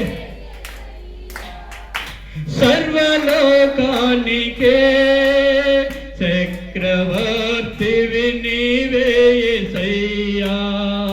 నా సన్మానానికే మహనీయుడవు నీవేనయ్యా. మహనీయుడవు నీవేనయ్యా. కృపా సత్య సంపూర్ణుడా సర్వలోకానికే చక్రవర్తివి నీవే యేసయ్యా. నిజంగా మన అరణ్య రోధాన్ని దేవుడు ఉల్లాసంగా మార్చిన మన దేవుడు. అందుకే ఇక్కడ అంటున్నాడు, ఆయన నేల నుండి దరిద్రులను లేవనెత్తువాడు. పెంట కుప్పల మీద నుండి బీదలను పైకి లేవనెత్తువాడు. హల్లెలూయా. మనల్ని దేవుడు ఆస్తికర్తలుగా చేస్తానంటున్నాడు. తర్వాత 5వదిగా ఈ మాట చెప్పి నేను ఈ వాక్యాన్ని ముగించుకుంటాను. ఆయన ఏం చేస్తాడంటే మనల్ని 5వదిగా వెలుగు సంబంధుల వలె వెలుగుగా చేస్తాడు. వెలుగు సంబంధుల వలె ఎలుగుగా చేస్తాడు. మత్తయి సువార్త 5వ అధ్యాయం. మత్తయి సువార్త 5వ అధ్యాయం మనం చూసినట్టయితే, ప్రియ దేవుని బిడ్డలారా, చక్కని మాట రాయబడి ఉంది అక్కడ. మత్తయి సువార్త 5వ అధ్యాయం 14, 15, 16 వచనం చదువుకుందాం. మీరు లోకమునకు వెలుగై ఉన్నారు. కొండ మీద నుండి పట్టణముకు మరుగై ఉండలేదు. మనుషుల దీపము వెలిగించిన కంచము క్రింద పెట్టువారు కానీ అది ఇంట నుండి వారికందరికీ వెలిగించుటకై దీపస్తంభము మీదనే పెట్టుదురు. 16 మనుష్యులు మీ సత్క్రియలను చూసి పరలోకమందున్న మీ తండ్రిని మహిమపరచినట్లుగా వారి ఎదుట మీ వెలుగును ప్రకాశింపనీయుడి. హల్లెలూయా, హల్లెలూయా. ఇక్కడ మనం చూసినట్టయితే 13వ అధ్యాయం ఏమంటున్నాడంటే, 11వ అధ్యాయంలో చూస్తున్నాడు, మీరు లోకమునకు వెలుగై ఉన్నారు. మీరు లోకమునకు వెలుగై ఉన్నారు. కొండ మీద నుండ పట్టణము మరుగై ఉండ నేరదు. కొండ మీద నుండ యొక్క పట్టణము మరుగై ఉన్న నేలలు, కొండ మీద ఉన్న ఈ పట్టణము మరుగై ఉండలేదు. నలుగురుగా వచ్చిన యొక్క ప్రార్థనా మందిరం మరుగై ఉండలేదు. నలుగురుగా వచ్చిన ఈ ప్రార్థనా మందిరం ఆయన దర్శించకుండా ఉండలేదు. నలుగురుగా శ్రమపడిన యొక్క ఈ ప్రార్థనా మందిరం ఆయన నిర్లక్ష్యం చేయలేదు. ఆయన మహాకృపను బట్టి విస్తారముగా ఆమె పాపమును క్షమించిన రీతిగా విస్తారముగా ఈ మందిరంను అభివృద్ధి చేయుటకు దేవుడు తన యొక్క మహాసంకల్పం బట్టి ఇక్కడ ఏమంటున్నాడంటే కొండ మీద పట్టణము మరుగయ్యి ఉండలేదు అంటున్నాడు. నిజంగా మనుషులు దీపము వెలిగించి కొంచెం కింద పెట్టరు, కానీ అది ఇంట వారి అందరికీ వెలిగించుటకై దీప స్తంభం మీదనే పెట్టుదురు. హల్లెలూయా. ఎవరైనా కూడా మనలో ఉన్న యొక్క టాలెంట్ కావచ్చు, మనలో ఉన్న యొక్క దేవుడిచ్చిన యొక్క వరాలు, తలంపులు ఏవైనా కావచ్చు, అది పాటలు పాడవచ్చు, లేదా ప్రసంగం చేయొచ్చు, లేదా ప్రవచనాలు చెప్పవచ్చు, కళల భాగం చెప్పవచ్చు. విధి విధాలుగా ఆయన దేవుడు మనకి ఇచ్చిన యొక్క తలాంతులు మనం ఎప్పుడు కూడా మనము ఆ తలాంతులను మరుగు చేయకూడదు. అందుకే ఇక్కడ ఏమన్నంటే మీరు దీపమును వెలిగించి మంచం కింద, ఒకవేళ మన ఇంట్లో చీకటి ఉందనుకో, దీపం వెలిగించి తీసుకొని చాటును పెట్టి దాని మీద ఒక గంప బాలిచ్చినట్టయితే ఇల్లంతా కూడా నిగనిగలాడుతూ ఉంటుంది కదా. హల్లెలూయా ఉంటుంది కదా. అంత వెలిగిస్తుందా? ఇస్తుందా? ఇయ్యదు. అది గంప కింద పెడితే వెలిగాడేస్తుంది. తీసుకుపోయి దీపస్తంభం మీద పెట్టినట్టయితే ఇల్లంతటి కూడా చక్కని వెలిగిస్తుంది. అందుకే మీరు లోకమునకు వెలుగై ఉన్నారు, మీరు లోకమునకు వెలుగై ఉన్నారు అంటున్నాడు. అందుకే ఇక్కడ ఏమన్నంటే ఈ వెలుగును మనం ఏం చేయాలంట? ఇతరులకు మన వెలుగును చూపులాగా ఉండాలి. అయితే మనుషులు మీ సత్క్రియలను చూసి పరలోకమందున్న మీ తండ్రిని మహిమపరుచున్నట్లుగా వారి ఎదుట మీ వెలుగును ప్రకాశమాననీయుడి అంటున్నాడు. వారి ఎదుట నీ టాలెంట్ని, నీ వాక్యం చెప్పుటకైతే హల్లెలూయా చక్కని నిద్రపోతున్న దేవునామానికి స్నేహం కలుగును గాక. ఫ్యాన్ ఆపేస్తే బాగా వెలుగుతూ ఉంటారు అమ్మాయి గారు. దేవునికి స్తోత్రం. మన వెలుగుని ప్రకాశమానంగా ఇతరులకు మనము చూపేవారిగా ఉండాలంట. ఎవడైనా కూడా మంచం ఆ యొక్క వెలిగించిన యొక్క దీపాన్ని మంచం కింద కొంచెం కింద పెట్టినట్టయితే అది వెలుగవదు. ఇప్పుడు ఇదేం పెట్టారా? ఇప్పుడు మనం చెప్పుకున్న యొక్క ఎన్ని మాటలు? 5 మాటలు. దేవుడు మన పాపాలను క్షమిస్తాడు, రక్షిస్తాడు, స్వస్థపరుస్తాడు, ఆస్తికర్తలుగా చేస్తాడు. అలాగే మనల్ని వెలుగు సంబంధులుగా మనల్ని చేస్తాడని చెప్పినాడు. నిజంగా నా విషయంలో దేవుడు ఇప్పుడు అడుగుతూ ఉన్నాడు. మీరు ఒకసారి వెలిగించబడి పాపంలో పడిపోయి ఉన్నారా? అది దేవునికి అవమానకరం. ఎందుకంటే నీ గురించి దీని మీద చేతులు సాపి ఉన్న దేవునికి ఒక అవమానకరంగా మనం ఉండకూడదు, ఆశీర్వాదకరంగా ఉండాలి. నీ యొక్క వెలుగుని ప్రకాశమానముగా ఇతరులకి ప్రసరణ చేయమని చెప్పని వాక్యం సెలవిస్తున్నది. చివరిగా మనం చూసినట్టయితే కొరింథీయులకు రాసిన పత్రికలో 2వ కొరింథీయులకు రాసిన పత్రిక 9వ అధ్యాయం, 2వ కొరింథీయులకు రాసిన పత్రిక 9వ అధ్యాయం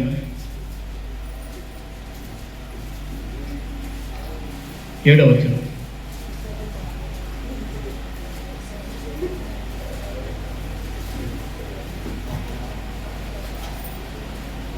సనుగు కొనకయో బలవంతముగా కాకయో ప్రతి వాడును తన హృదయములో నిశ్చయించుకున్నది ప్రకారము ఇవ్వలను దేవుడు ఉత్సాహముగా ఇచ్చువానికి ప్రేమించును.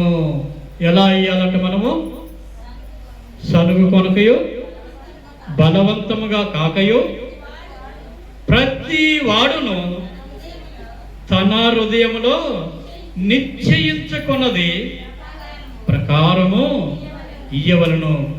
దేవుడు ఉత్సాహముగా ఇచ్చేవాడిని ప్రేమించును. సనుగుకుంటూ ఇచ్చేవాడిని, గొనుగుకుంటూ ఇచ్చేవాడిని ఏమేమంటున్నాడు? మీ ఇంటి బంగారాలు కాదు, మీరు తెచ్చిన ధనధాన్యాలు కూడా కాదు, కానీ మొట్టమొదట నీ హృదయాన్ని దేవునికి ఇవ్వాలి. నీ హృదయాన్ని దేవుడికి ఇచ్చినట్టయితే ఆయన చేతిలో నుంచి ఆ హృదయాన్ని అపహరించుకున్నట్టుకు ఎవరికి కూడా అధికారం ఉండదు. ఆ ఇచ్చే హృదయాన్ని కూడా వీళ్ళందరూ పోతున్నారు కాబట్టి నేను కూడా పోతున్నాను అయ్యా అని చెప్పని దేవుని సన్నిధికి రాకూడదు. సనుగుకుంటయు చదవండి ఒకసారి. సనుగు కొనకయు బలవంతముగా కాకయు ప్రతి వాడును తన హృదయములో కొనని ప్రకారము ఇవ్వబడును. దేవుడు ఉత్సాహంగా ఇచ్చువానిని ప్రేమించును. దేవునికి ఇచ్చేది ప్రతిది కూడా ఉత్సాహముతో మనం ఇచ్చేవారిగా ఉండాలి. ఎఫెసీ రాసిన పత్రిక 5వ అధ్యాయంలో ఒక మాట చదువుకుందాం. ఎఫెసీ రాసిన పత్రిక 5వ అధ్యాయం 8, 9, 10.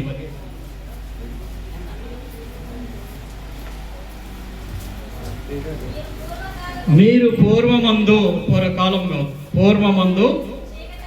చీకటై ఉండిరి, ఇప్పుడైతే ప్రభువునందు వెలుగై ఉన్నారు.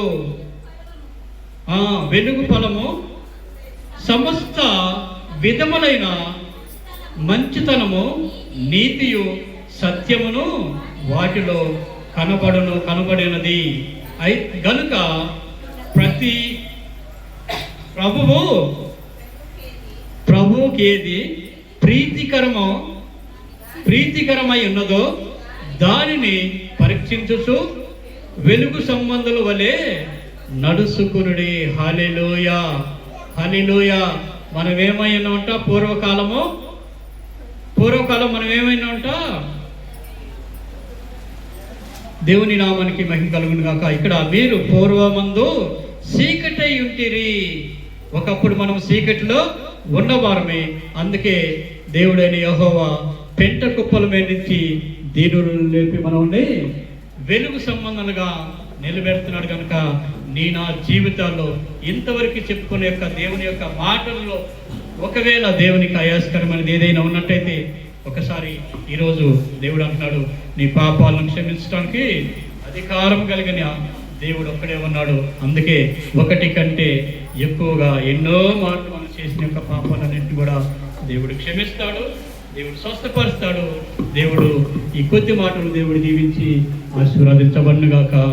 ఆమేన్. చిన్న ప్రార్థన చేసుకుందాం.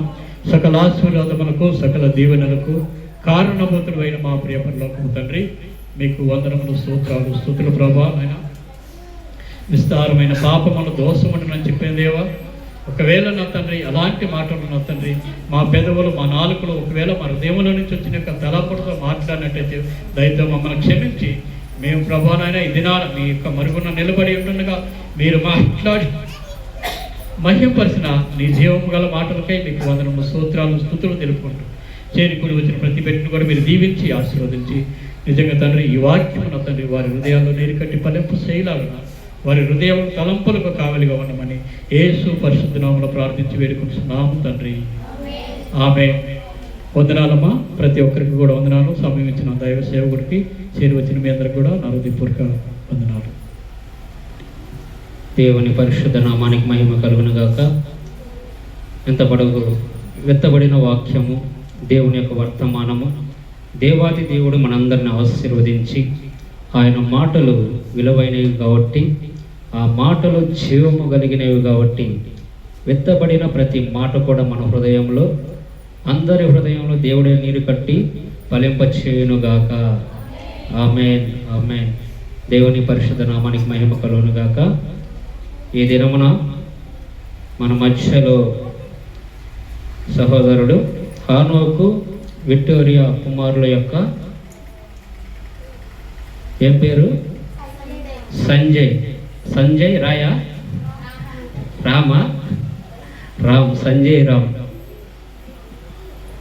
రామ్ యొక్క బర్త్డేని మనం యేసు ప్రేమ ప్రార్థనశాలలో మొట్టమొదటిసారిగా జరుగుతున్న బర్త్డే కాబట్టి అందరూ కూడా సంతోషంతో చప్పట్లు కొట్టి సంజయ్ రామ్ యొక్క బర్త్డేని సెలబ్రేట్ చేసుకుందాం. దేవునికి స్తోత్రం. దేవుని నామానికి మహిమ కలుగును గాక. కాబట్టి ప్రియ సహోదరుడా, ప్రియ సహోదరి, కుమారులు యెహోవా అనుగ్రహించు స్వాస్థ్యం. ఎవరు? కుమారులను యెహోవా అనుగ్రహించు స్వాస్థ్యం. అంటే స్వాస్థ్యం అంటే ఏంటి?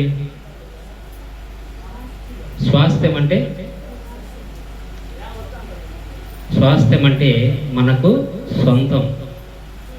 మనకి కుమారులను అనుగ్రహిస్తున్నాడు దేవుడు. నీ కుమారుడు నీ చేతిలో ఉండడం నీకు సొంతముగా నీకు అప్పగించాడు. కాబట్టి నీ కుమారుణ్ణి యెహోవా ఇచ్చు బహుమానముగా మీరు అందరూ స్వీకరించాలి. కాబట్టి ఈ దినమున దేవుడు చేసిన గొప్ప మేలును బట్టి, ఆ దేవాతి దేవుడు అనుగ్రహించిన కుమారుణ్ణి బట్టి మనందరము సంతోషముగా దేవుణ్ణి ఆరాధన చేసుకుందాం. మన దేవుడు చాలా నమ్మదగినవాడు, ప్రేమ కలిగిన వాడు. ఎవరిని ఉట్టి చేతులు పంపే దేవుడు కాదు. కాబట్టి ప్రియ సహోదరులరా, ప్రియ సహోదరుని అందరూ కళ్ళు మూసుకున్నట్లయితే ప్రార్థన చేసుకుందాం.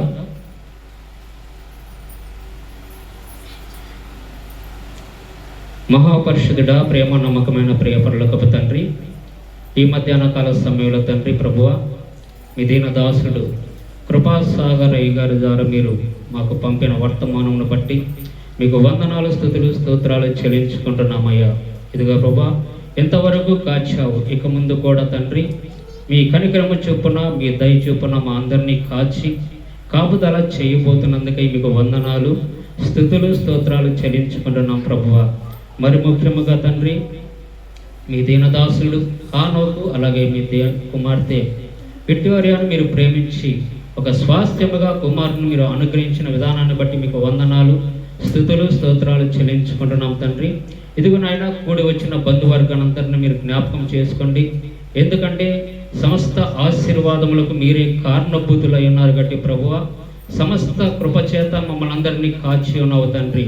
అందును బట్టి నీకు వందనాలు, స్తుతులు, స్తోత్రాలు చెల్లించుకుంటూ మధ్యాహ్న కాల సమయం ప్రభువా, మీ విచ్చు మీ బిడ్డకి ప్రభువా ప్రతి సంవత్సరము కూడా తండ్రి ఒక దయా కిరీటముగా మీరు ఇవ్వబోతున్నందుకై మీకు వందనాలు, స్తుతులు, స్తోత్రాలు చెల్లిస్తున్నాం ప్రభువా. ఇదిగో నాయన, బిడ్డ పెరిగి పెద్ద వచ్చుండగా మీ కృప, కనికరము, సమాధానము బిడ్డతో ఉంచండి ప్రభువా. ఇదిగో ఏదేమైనా మీ సమస్త ఆశీర్వాదములను మీ బిడ్డపై ఉంచమని అడుగుతున్నాను. కృప చూపించండి, కనికరించమని మీ ప్రియకుమారుడును నా రక్షకుడును ప్రభువైన యేసు క్రీస్తు నామములో ఈ ప్రార్థన అడిగి వేడుకొంచున్నాం తండ్రి. ఆమేన్, ఆమేన్. దేవుని పరిశుద్ధ నామానికి మహిమ కలుగును గాక. ఇప్పటికే సమయం చాలా ఎక్కువ అయినది కనుక మనందరము కూడా కానుకల సమయం కనుక కానుకలు పట్టుచుండగా ప్రతి ఒక్కరు కూడా దేవుడు మీకు చేసిన ఉపకారం బట్టి కృతజ్ఞతగా కలిగి కానుకలను ఎత్తవలసిందిగా ప్రభుపేట మనవి చేస్తున్నాను. మన మధ్యలో ఉన్న పరిచారకులు ఇమ్మనేలు వచ్చి కానుకలు పట్టుచుండగా ప్రతి ఒక్కరు కూడా కృతజ్ఞత కలిగి మీ కానుకలను సమర్పించవలసిందిగా ప్రభుపేట మనవి చేసుకుంటున్నాం. దేవునికి స్తోత్రం. కానుకల పాట పాడండి.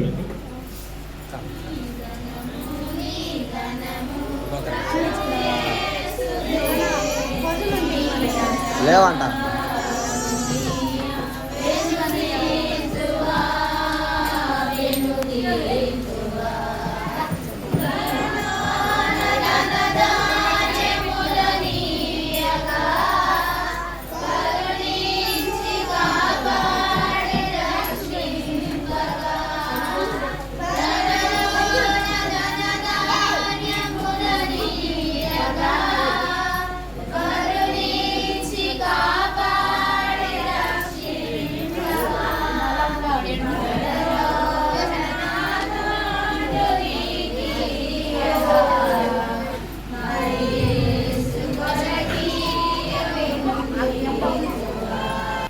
ఇక్కడికి రావాల్సిందిగా కోరుతున్నాము.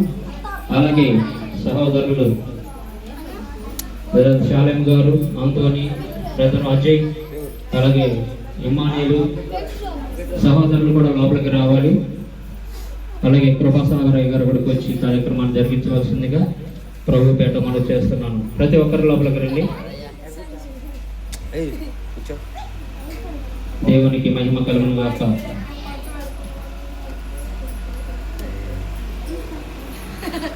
దైవ సేవకులు కృపాసాగరాయ్ గారు కూడా లోపలికి రావాలి.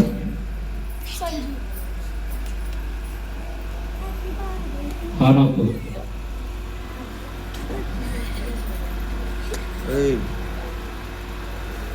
వాళ్ళే వస్తాం.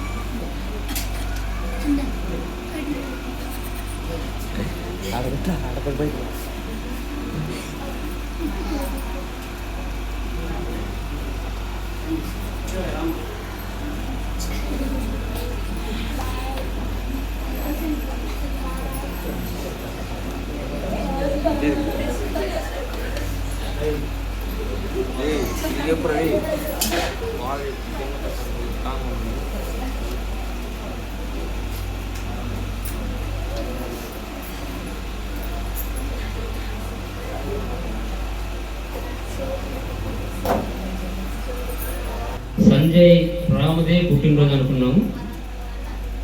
అద్భుతం ఏంటంటే విక్టోరియాది కూడా ఈరోజే జన్మదినం. చప్పట్లు కొట్టి ప్రభుత్వాన్ని మైపరుస్తున్నారు.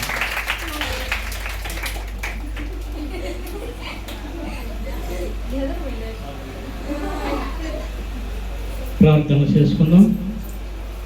ఒక వాక్యాన్ని చదువుకొని మనం ప్రార్థన చేసుకుందాం. 144వ కీర్తన 12వ అధ్యాయం.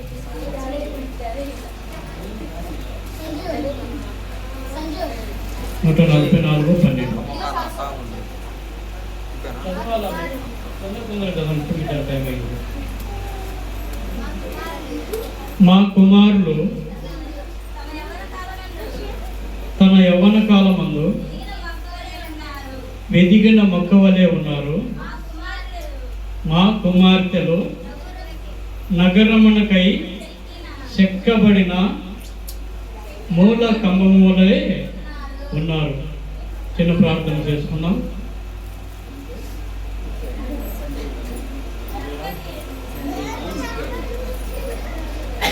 పరిశుద్ధుడా, ప్రేమ నమ్మకం కలిగిన మా తండ్రి, స్తోత్రాలు ప్రభా. చిన్నారి బిడ్డ ప్రభానైనా సంజయ్ రావు, అలాగే నా తండ్రి విక్టోరియా తన యొక్క కుమారుడు తండ్రి వెలుగురు ప్రభానైనా ఒకే రోజు నా తండ్రి జన్మదిన వేడుకలు జరుపుకుంటున్న నా తండ్రి చాలా అరుదు నా తండ్రి. ఇంటి అరుదైన ఈ యొక్క శుభదినాన్ని ప్రభానైనా ఈ దినాన్ని వారు జరుపుకుంటూ ఉంటుండగా నా తండ్రి మీ దీవెనల ప్రభావైనా బిడ్డలపై ఉంచమని ప్రార్థన చేస్తున్నాం తండ్రి. ఎందుకంటే కుమారుడు యెహోవానికి స్వాస్థ్యము గర్భఫలము ఆయన ఇచ్చే బహుమానం అని చెప్పిన దేవా, నిజంగా మా కుమారుడు తన యవ్వన కాలమందు ఎదిగిన మొక్క వలె ఉంటారని చెప్పినావు తండ్రి. నిజంగా మా కుమార్తెలు నగరములకై చెక్కబడిన మూల కమ్మములే ఉండాలని చెప్పిన దేవా, వీరిరువురిని కూడా మీరు దీవించి ఆశీర్వదించి వారి యొక్క బ్రతుకు దినములన్నీ కూడా వారి యొక్క కృపాక్షేమం వచ్చేలాగా సహాయం చేయి. సంవత్సరమును గడుపుతుండగా నా తండ్రి నీ కార్యములు నూతన పరుచున్నట్లుగా ఈ యొక్క సంవత్సరం యొక్క దయా కిరీటాన్ని తండ్రి సంజయ్ రాముకును అలాగనే ప్రభానైనా సహోదరికి మీరు ఇచ్చినందుకు వదనాలు. ఈ శుభదినం నా తండ్రి ఈ కేకును కట్ చేస్తూ ఉంటుండగా కేకు ఎంత మృదువుగా, ఎంత మధురముగా, ఎంత రుచికరముగా ఉండదో నా తండ్రి అట్టి రుచికరమైన వారి జీవితాల్లో కూడా ప్రభానైనా సంతోషమును, సమాధానమును, సైక్యతను ప్రభానైనా బిడ్డలు దయచేయమని, ఇలాంటి జన్మదిన వేడుకలు అనేక సంవత్సరాలు జరుపుకునేలాగా నీ కృప వారిపై ఉంచమని క్రీస్తు యేసు నామములో ప్రార్థిస్తున్నాము తండ్రి. ఆమేన్.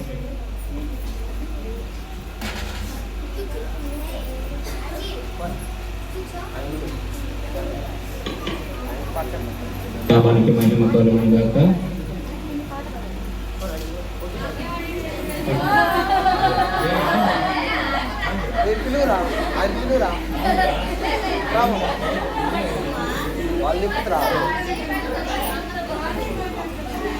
దేవుని పరిశుద్ధ నామానికి మహిమ కలుగును గాక.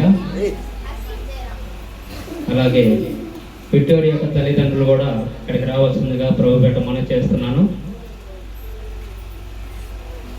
బ్రదర్ యెహోషువ గారు అలాగే శిరోమణి గారు కూడా ఇక్కడికి వచ్చి నిలబడినట్లయితే దేవుడిచ్చు గర్భఫలము యెహోవాయే బహుమానము కాబట్టి మీరందరూ కూడా ఇక్కడికి వచ్చినట్లయితే దేవుణ్ణి మహిమపరిచిన వారు అవుతారు.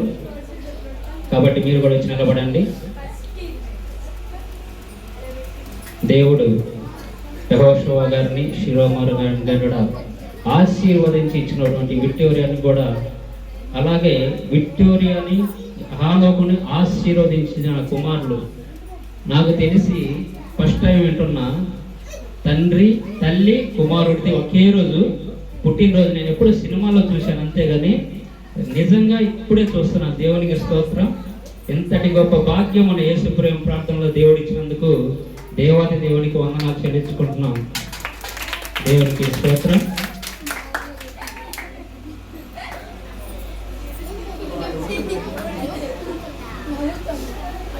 విక్టోరియా అలాగే తన కుమారుడు సంజయ్ రామ్ కూడా ఇద్దరు తండ్రి యొక్కయు కుమారుని యొక్కయు పరిశుద్ధాత్మ నామములో కేకును కట్ చేస్తుండగా అందరూ చప్పట్లు కొట్టి ప్రభు నామాన్ని మహిమపరచవలసిందిగా అందరికీ తెలియపరచడం అవుతున్నది.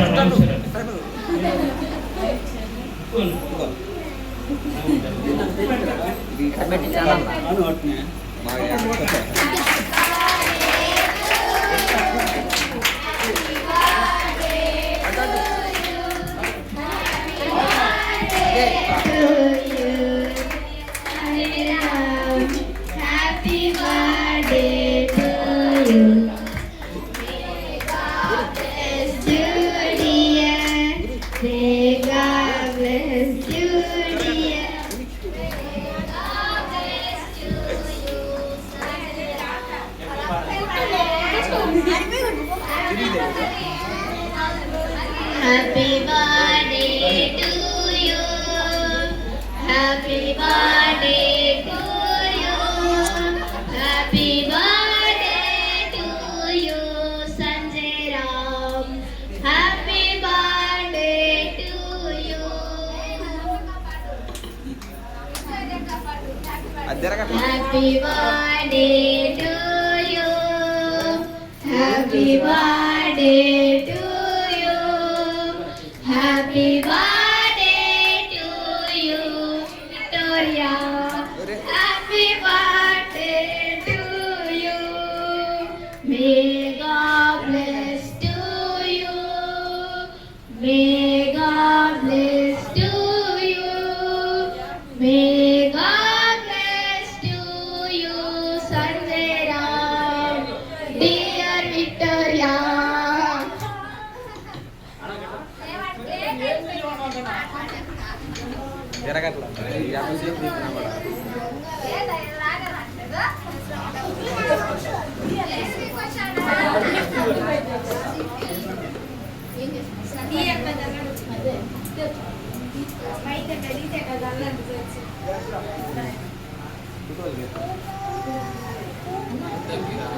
దేవునికి స్తోత్రం. ప్రతి వసంతము నీ దయా కిరీటమే ప్రకృతి కలలన్నీయో నీ మహిమను వివరించును. ప్రతి వసంతము నీ దయా కిరీటమే ప్రకృతి కలలన్నీయో నీ మహిమను వివరించును. యెహోవా నిన్నే మహిమా పరచెదా కృతజ్ఞతార్పణలతో కృతజ్ఞతార్పణలతో. యెహోవా నిన్నే మహిమా పరచెదా కృతజ్ఞతార్పణలతో. కృతజ్ఞతార్పణలతో అత్యున్నత సింహాసనముపై ఆసీనుడా దేవదూతలు ఆరాధించే పరిశుద్ధుడా యేసయ్యా నా నిలువెల్ల నిండియున్నావు నా మనసారని సన్నిధిలో సాగిలపడి నమస్కారము చేసేదా సాగిలపడి నమస్కారము చేసేదా. దేవుని నామానికి మహిమ కలుగును గాక. మన సంజయ్ రామ్కి అలాగే విక్టోరియాకి ఈ దినమున జన్మదిన శుభాకాంక్షలు తెలియజేస్తున్నాము. యేసు ప్రేమ ప్రార్థనశాల నుంచి ఇంతవరకు కాచిన దేవుడు ఇక ముందు కాలం కూడా వారి ఇరువురిని కాచి కాపుదల చేయలాగున్నా మీరందరూ కూడా అనుదిన ప్రార్థనలు జ్ఞాపకం చేసుకోండి.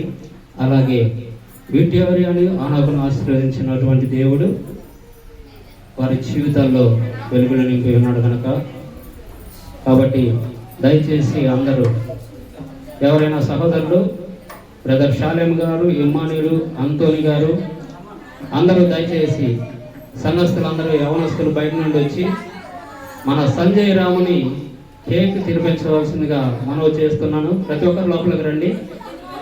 సంఘం తరపు నుంచి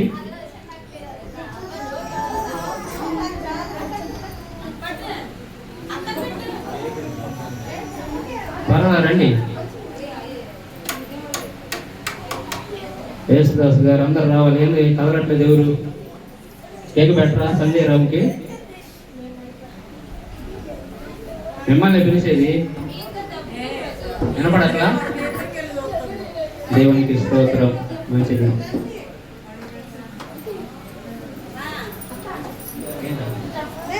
దేవునికి స్తోత్రం. పలహారము కనుక దేవునికి స్తోత్రం.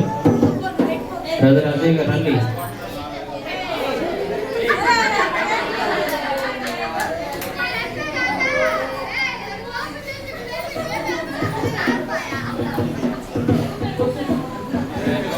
కుటుంబ సభ్యులు ఎవరైనా వచ్చి కేకును పంచుకోవాల్సిందిగా మనం చేస్తున్నాం.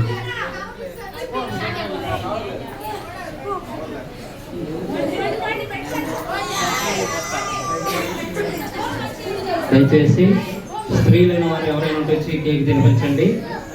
లేదంటే బయటికి వెళ్ళి మనల్ని ప్రేమించి యేసు ప్రేమ ప్రార్థనశాలని పలహారం తెచ్చున్నారు కాబట్టి ఆ సేమియాని కప్పులలోని పోయేటకు పరిచర్యలో పాల్గొనండి. దేవునికి స్తోత్రం. స్త్రీలైన వారు బయటికి వెళ్ళి పరిచర్య చేయండి.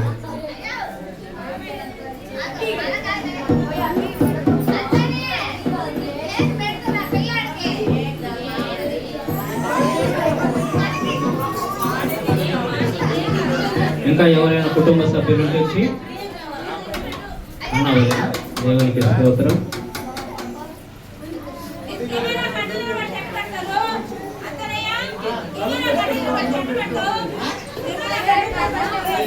దేవునికి స్తోత్రం. కుటుంబ సభ్యులు ఇంకా ఎవరైనా బంధువర్గం ఉంటే వచ్చి కేకును మీరు కూడా పంచుకోండి.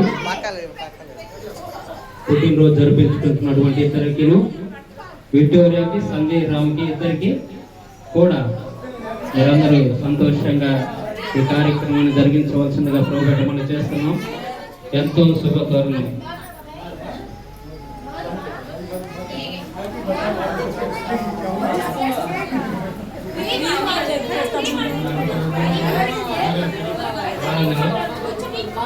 దేవునికి స్తోత్రం.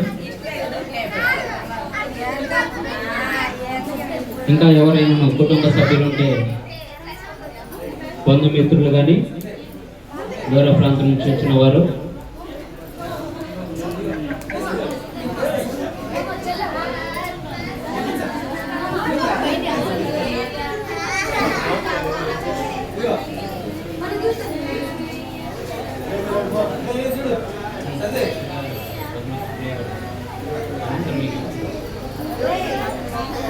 దేవునికి మహిమ కలుగును గాక. దీని ఇంకా ఎవరు ఉన్నారమ్మా? ఇటువరే అమ్మానే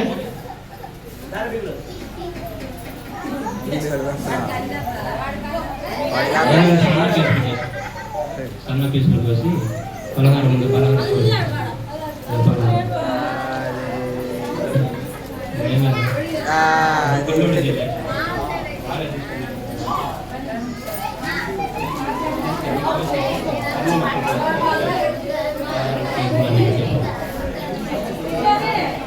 దేవునికి స్తోత్రం.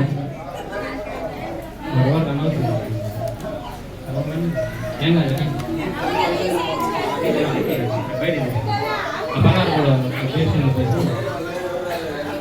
బ్రదర్ అంతోని గారు, జాకోబ్ గారు దయచేసి రావాలి లోపలికి. పలహారం పంచాలి బయట తీయాలా. ఇట్లా వెళ్ళారమ్మా.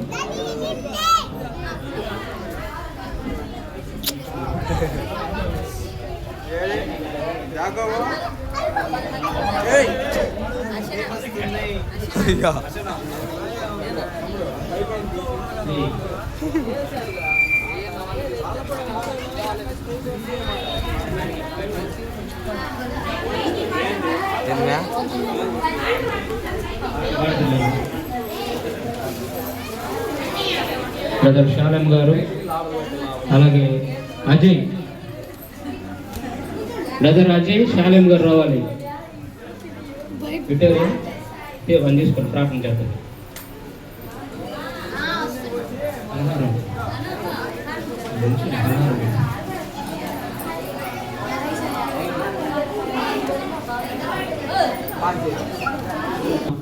అలాగే ఈ దినమున జన్మదినం చేసుకున్నటువంటి ఈ బిడ్డలైన వారి ప్రభువ విక్టోరియాని, అలాగే ప్రభా సంజయ్ రాముని కూడా తండ్రి మీ పాదాలకు సమర్పణ చేస్తున్నాం నాయన. ఇదిగా ప్రభువ ఇక మీదట వారికి మీరే ఆశీర్వాదములు దయచేయాలి తండ్రి. ప్రతి సంవత్సరమునైనా ఇటువంటి పుట్టినరోజులు అనేకంలో జరిపించుకున్నటకు మీ కృప చూపించమని అడుగుతున్నాం నాయన. ఏది ఏమైనా ప్రభువ గడిచిన కాలం అంతా కాచావు, ఇక ముందు కాలం కూడా కాచి కాపుదల చేసి భద్రపరచమని మీ ప్రియ కుమారుడు నా రక్షకుడు ప్రభువైన యేసుక్రీస్తు నామములో తండ్రి ఈ ప్రార్థన అడిగి వేడుకొనొచ్చు మీ బిడ్డల్ని ప్రభువ మీ పాదాలకు సమర్పణ చేసుకున్నాం. అలాగే విక్టోరియాకి ఇచ్చిన భర్తను బట్టి ఆలోకన కొట్టు కూడా ప్రభా మేము ప్రార్థిస్తున్నాం. ఆ బిడ్డను కూడా దీవించండి, ఆశీర్వదించండి ప్రభువ. ఏది ఏమైనా సమస్త ఆశీర్వాదములు మెండుగా మీ దీవెన దయచేయమని మీ ప్రియ కుమారుడు నా రక్షకుడు ప్రభువైన యేసుక్రీస్తు నామములో ఈ ప్రార్థన అడిగి వేడుకొంచున్నాము తండ్రి. ఆమేన్, ఆమేన్, ఆమేన్. అందరికీ వందనాలు.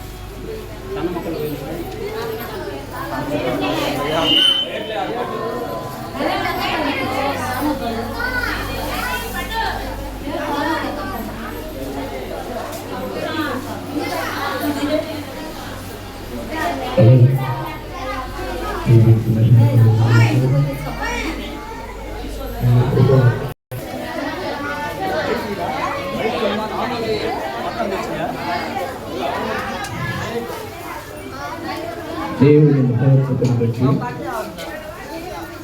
సంజయ్ దేవుడి ఆశీర్వాదం